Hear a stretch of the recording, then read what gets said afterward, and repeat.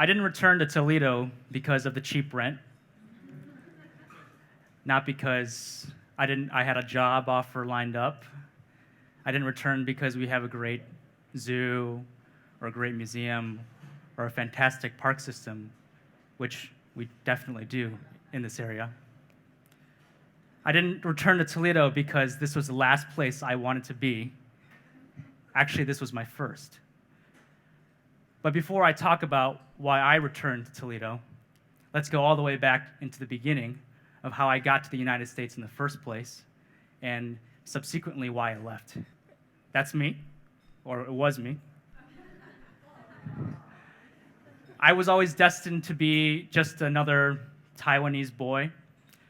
Grew up there, was raised in Kaohsiung, Taiwan, and when I was 5 years old, my parents, with a 6-month visa and 2 children in hand, dropped their full-time jobs to relocate to the United States. And that's how, after a few periods of moving around, ended up in Toledo, Ohio. Now, of course, I would say that Toledo is an interesting place for a foreigner, for a Taiwanese individual, being as we're part of just a very small minority, 1.5% of the Asian population in this area. I would say it came with its fair share of challenges and adversity that we had to experience as an Asian immigrant to this country. But I'm not here to really talk about that. And as much as we experienced those challenges and those issues, we ended up finding this place to be our home. And that's really what I want to talk about. As many high-achieving, academically achieving students in this area, we're oftentimes encouraged to look elsewhere for our higher education, and that's exactly what I did. From my low-income status, I was able to receive a full financial aid scholarship to Princeton University, where I received a bachelor's degree in public and international affairs. And of course, that was based on a lot of encouragement from individuals in this community to go out and experience the world and the community that's at large in our nation. And that's exactly what I did. When you're out there, I think you realize there is a whole nother level of privilege and power and a community of individuals that you didn't even know existed. And I think when you're out there, honestly, it's a culture shock to be out in a place like that. And when I was in Princeton, I think the dialogue, the pathways are oftentimes already set for individuals like myself. People that major in policy specifically, the direction is always to go to the big city, to go to the urban centers across the United States that have more leverage and, in many ways, voices that are creating the pathways for our nation. And that's where I went. After graduation, I actually went to serve, I received a fellowship to go to work in prisons, where I worked there for the next few years of my life. And I provided educational and tutoring resources to correctional facilities across the East Coast, from Connecticut all the way to Massachusetts. You know, when you're out on the East Coast, people tell you, and they use these terms like flyover country, that kind of are metaphors in many ways, terms, concepts that they use to define places of the unknown, places that they're completely unfamiliar with. It's interesting when you're out on the East Coast and people are using this oftentimes in a very derogatory manner to describe the Midwest. But what exactly is flyover country? What does it really mean? Well, the term flyover, really what it means is a general lack of connectivity, both in the physical sense and in the social sense. The interesting thing about reading about flyover, and I was completely in the literature at that time of criminal justice, and I think we all knew that our country was experiencing its own kind of changes and shifts in our political and national identity at the time. I think it's interesting when you hear about all these things being reported in the news, being reported in magazines and op-eds like the New Yorker and the New York Times, and what they're saying about us. You know, my colleagues, are also using this term to describe us, but what does it really apply to who we are and what we are as a community? Well, interestingly enough, the term flyover was actually coined by us. It was coined by a Midwesterner, a Michigan native, in the 1980s, when they were talking about their frustration that they were unable to find an accessible airport to their favorite Midwestern locations and destinations. And it's interesting that this term that's now being appropriated and used in an innocent fashion in many ways across the coasts was something that we created for ourselves. And I think that's really the point of this conversation that I want to begin with you all, is that oftentimes when we look to other people to define who we are, actually it is the problem of how we see ourselves that is at the crux of why we cannot move forward as a community. So flyover, what does it really mean? In many ways, the idea of flyover and this concept that was just created in a magazine is in some ways a reality. And it's not, and this literal flyover is something in this picture you're going to see. When we are so isolated as a community, and the storytellers and the narratives and the voices of this nation are not coming from places like Toledo, Ohio. And this exactly is the problem, is that people are talking about us in a way that is inauthentic to who we are, what we believe in, and the things that are actually happening in this community. Now, Politico did this study and talked about how 73% of all media creators and online publishers are actually located on the coasts, which is quite interesting. 5% are located in Chicago. At least 22% of these kind of jobs, of the storytellers, the creatives, of the people that are providing the climate and the political climate for the rest of the nation, for the rest of the Midwest. And so what does this really mean? What does this really show? This shows that we are not connected as a community, that we are not just physically separated in terms of transportation, but also socially as well. In a recent study done by the New York Times, and this is a light map and it's a really interesting way of looking at Facebook analytics, they did a study on Facebook friendships and the likelihood that someone from a specific locale would have friendships with other people from across the nation.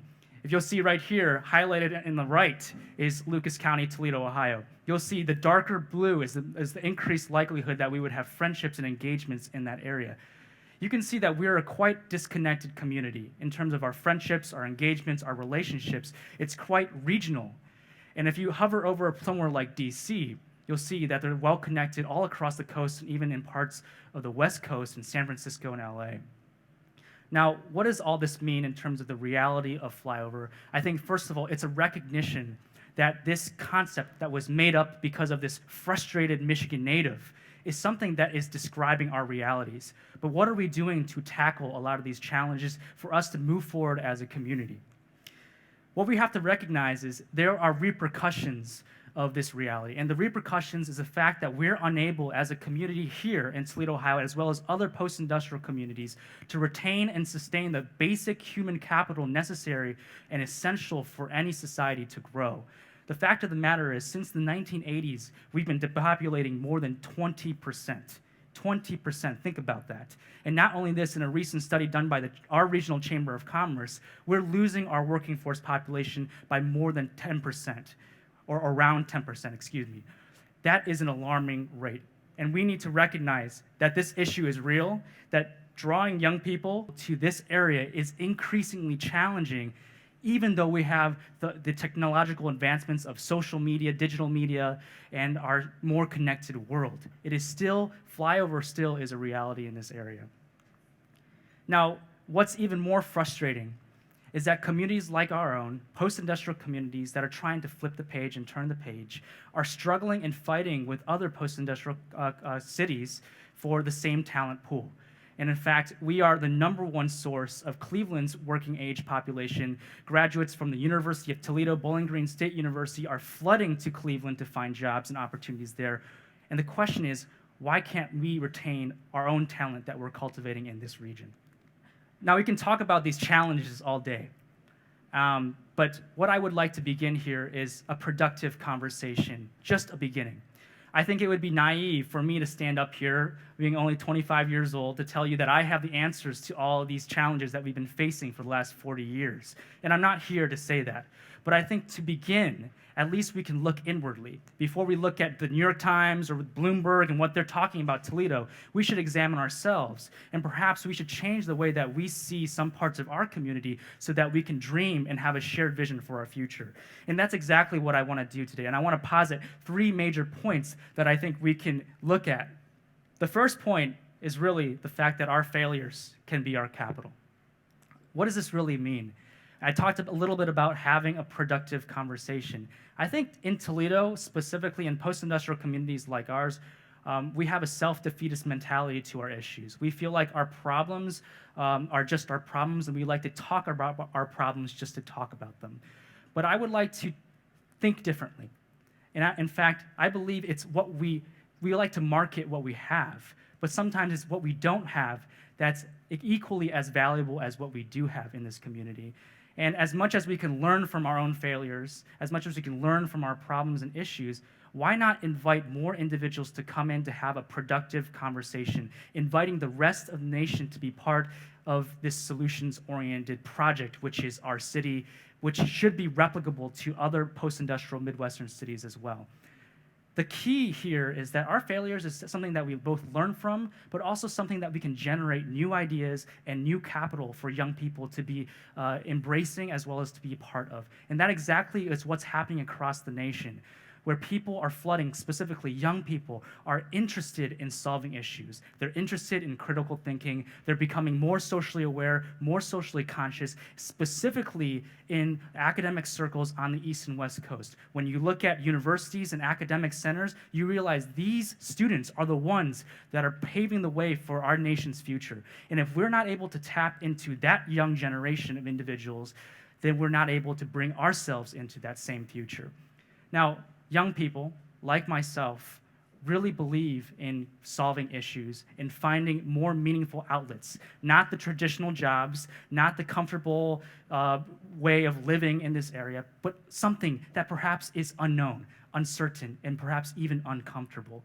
And that's something that we need to see as an asset in our community, not something that we should look down on in Toledo. The third point really is simple. Is the fact that we have agency in this community that we don't have in Boston, in New York, in San Francisco, in LA. And why is that? As a young individual, you can come into Toledo, you can make a difference. And I believe us as community members, we have the responsibility to encourage our young people to see Toledo as a potential landing place and destination for them to make a difference. That's exactly what led me here, back to Toledo. That's exactly why I brought my colleagues, people, individuals from backgrounds from Princeton University, MIT, and Harvard to come to Toledo to begin tackling some of these issues head on and to be brave, not with full-time jobs, not with any of these careers at the back of our minds, but because we believe that communities like ours deserve a second chance. Now, I'm going to shift gears here because I like video games. And I'm sure some people in this room do as well. But how many has heard of this video game? It's called Detroit Become Human. Not many? Okay. So this is actually a video game I stumbled upon. I've never played it myself. And when I was stumbling upon it in my own research, I was fascinated by the potential that a video game like this, and I'm not talking about this is a great or bad video game, I'm just talking about a video game and the concept of this video game uses the narrative of Detroit as a premise for gameplay. Now, it's interestingly enough, I mean, let's talk about this game. Of course, it's based in Detroit.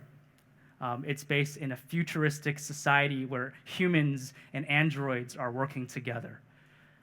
Furthermore, it's on one of the largest global video game platforms, PlayStation 4. So not only people in Toledo are consuming this product, and this was released in 2018, but people across the world are consuming this product. Now, the biggest question that I have is why Detroit? Why not LA? Why not San Francisco? Why Detroit? And why now? Now, when you go through this gameplay, it is a crime-based video game, and it's a role-playing game that is a choose-your-own adventure kind of game. And based on certain decisions that you make during this game, it will provide certain consequences and conclusions. So there is no one way to play this game, which is quite interesting because what the developers have done with this game is given us the autonomy to choose what our destiny is. And that agency is something extremely powerful because we are able to decide for ourselves what our story is.